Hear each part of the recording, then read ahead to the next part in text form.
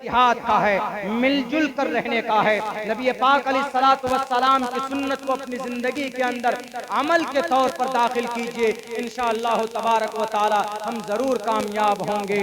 وقتی طور پر کچھ ظالم لوگ آتے، وقتی طور پر کچھ شر پسند لوگ آتے، ایسا پہلے بھی آیا تھا۔ میں نے کل کی تقریر میں ایک بات کہی تھی، بلکہ ابھی تو کچھ نہیں، اکبر بادشاہ کے زمانے کے اندر اکبر نے تو پورے پرشاسن کو لگا دیا تھا قرآن و شریعت کو مٹانے کے لیے، پورے اس کو۔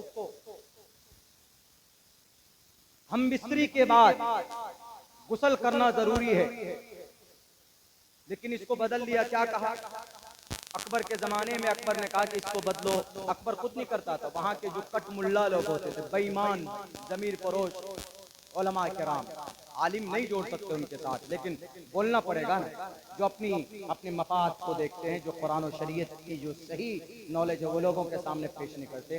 تو انہوں نے اکبر سے کہا کہ بادشاہ سلامت، آپ اس مسئلے کو بدل دیجئے۔ کہا کیوں؟ کہا ارے وہ جو اسپم ہے، منی جس کو بولتے ہیں، ان کی اختلاط سے ان کی وہ تو پاک چیز ہے، اس کی وجہ سے خوبصورت انسان رب بناتا ہے، تو اس کے نکلنے کے بعد مرد عورت پر غسل کیوں فرض؟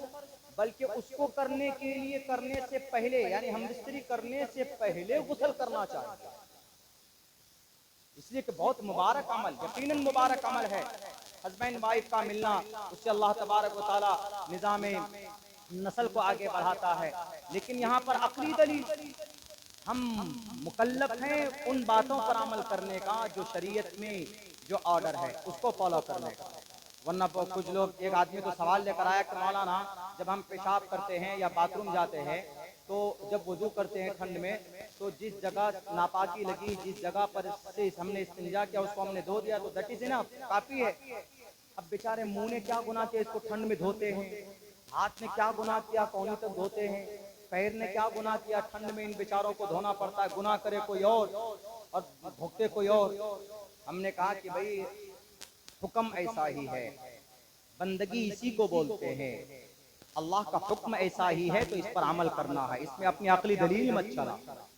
تو انہوں نے دین الہی کے اندر میں کچھ چیزیں ایسی کی، انہوں نے شراب کو جائز قرار دیا۔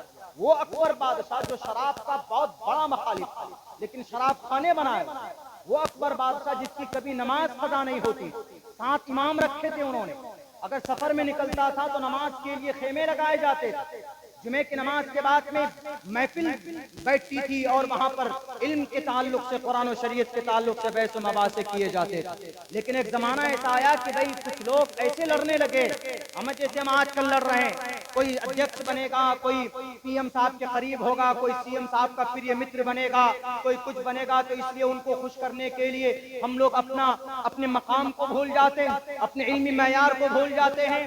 تو اس کو دیکھ کر ایک لمبا چوڑا واقعہ ہے، اگر آپ کو دیکھنا ہے تو تذکرہ مجدد الفسانی پڑھیے، اس لیے کہ اکبر بادشاہ کے یہ من گھڑت مصنوعی دین الہی کے نام سے اس کو اکھاڑ کر اگر کسی نے پھینکا ہے تو اس عالم ربانی مجدد الفسانی رحمت اللہ علیہ وہ کھڑے ہوئے، انہوں نے کہا کہ اکبر تم بے دین ہو چکے ہو، اعتبار ندارت تمہاری کوئی حیثیت نہیں ہے قرآن و حدیث کے سامنے میں۔ بالآخر ایسا ہی ہوا کہ جب اکبر کا انتقال ہو جاتا ہے تو مجدد الفسانی لگے رہے، لیکن پھر سے وہی احکامات لاگو ہوئے، انہی باتوں پر عمل ہونے لگا جو باتیں قرآن و حدیث کے اندر تھی۔ اس لیے کبھی بھی قرآن و شریعت مٹتی نہیں، لاکھ سروے کرا لو، لاکھ مدرسوں پر تالے ڈلوا لو، لاکھ قرآن کریم کی تعلیم کو آتنکواد کی تعلیم بتا کر پابندی لگاؤ، اس لیے یہ قرآن مٹ نہیں سکتا ہے، کیونکہ قرآن کی حفاظت اللہ خود کرتا ہے۔ یہ سنشودن نہیں ہے کہ کسی قانون کے اوپر پارلیمنٹ کی ممبروں کو ایک طرف ووٹ دلوا کر ہم کوئی قانون کے اندر سنشودن کر لیں گے، یہ رب کا کلام ہے، یہ قیامت تک کوئی مائے کلال اس کو بدل نہیں سکتا۔ قرآن پڑھنے پڑھانے والے بھی اس کے اندر ہستیپ نہیں کر سکتے، اس کے اندر انٹرفیئر نہیں کر سکتے، اس کے اندر کوئی تبدیلی نہیں کر سکتے۔ لا تبدیل لکلمات اللہ ادب دھانی ورون استورتانی، ایشور کے سمویدھان کبھی نہیں بدلتے، اسی لیے کبیدہ خاطر ہونے کی ضرورت نہیں۔ सच्चे और पक्के मुसलमान बनकर रहो, अमन के साथ रहो, शांति के साथ रहो, किसी का नुकसान मत करो और आन बान शान के साथ रहो और सच्चे मुसलमान बनकर रहो और कहकर रहो, किसी का नुकसान मत करो। इंशाअल्लाह तबारक व तआला ऊपर से मदद होगी। अल्लाह तबारक व तआला से दुआ करता हूँ कि अल्लाह सुब्हानहू व तआला कहने सुनने से ज्यादा हम तमाम मुसलमानों को उस पर अमल की तौफीक अता फरमाए। बहुत बहुत शुक्रिया, जज़ाकल्लाह। एक बड़े हादसे के बाद आपके बीच पहुंचना हुआ। अभी 2 रोज पहले हमारा एक्सीडेंट हुआ, तो अल्लाह ने बहुत महफूज रखा उसमें, अल्लाह का लाख लाख शुक्र है। शायद आप लोगों की दुआ और आप लोगों की तलब होगी कि भाई मौलाना आएंगे, मौलाना की बात सुनेंगे, तो आपकी इस उम्मीद की वजह से भी शायद अल्लाह तबारक व तआला ने एक बड़े हादसे को छोटे हादसे में बदल दिया।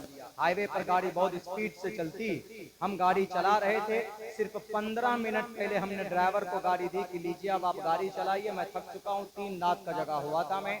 तो वो ड्राइवर भी अच्छा है, एक्सपीरियंस्ड है, काफी दिनों से गाड़ी चलाता है, लेकिन पता नहीं 15-20 मैं पीछे जाकर सो गया। अगर आगे सीट पर मैं बैठता तो शायद कुछ ज्यादा बड़ा वो हो सकता था, हम कोई सीरियस जख्म हमें लग सकता था, लेकिन उस ड्राइवर की आंख लग गई और वो गाड़ी खाई में जाकर गिरी है बहुत जोर से, गर्दन में भी चोट आई है। अभी तो किसी कदर अल्हम्दुलिल्लाह आफियत है और सुकून है। तो आपकी मोहब्बत से एक बड़े हादसे से अल्लाह तबारक व तआला ने बचाकर आपके बीच में भेजा है। मैं दिल से शुक्रगुजार हूँ अंजुमन के तमाम अराकीन का और तमाम इस प्रोग्राम को ऑर्गेनाइज करने वाले साथी का कि भाई आपके बीच पहुंचा, आपने मेरी बात सुनी, आप तमाम लोगों का। लेकिन मैं कामयाब उसी वक्त इस जलसे को मानूंगा कि कम से कम कुछ चीज़ें ऐसी है जो आपके अंदर तब्दीली के लायक है, तो आप उसको तब्दील कीजिए। सोशल मीडिया को कम इस्तेमाल कीजिए, कम से कम कसरत सलात होनी चाहिए, नमाज की पाबंदी होनी चाहिए और जुआ से दूर रहिए, शराब से दूर रहिए। नौजवानों की अपनी जवानी जो बड़ी कीमती है, इसको सही काम पे लगाइए, तो इंशाअल्लाह दोबारा वापस वो दौर आएगा आपके लिए जो उस जमाने के अंदर में सहाबाए किराम के बीच में बिल्कुल नौजवान लोग खूबसूरत शक्ल के साथ में लोगों के नजरों के सामने में आते थे। आप ऐसे मुसलमान बनिए, अपनी जवानी को बर्बाद मत कीजिए। अल्लाह ने बहुत खूबसूरत दीन और शरीयत से हमें नवाजा है। हम दुआ करते हैं कि अल्लाह तबारक व तआला इस कुरान और सुन्नत के मुताबिक हमें मरते दम तक उस पर अमल की तौफीक अता फरमाए। बहुत बहुत शुक्रिया, जज़ाकल्लाह। अस्सलामु अलैकुम व रहमतुल्लाहि व बरकातहू।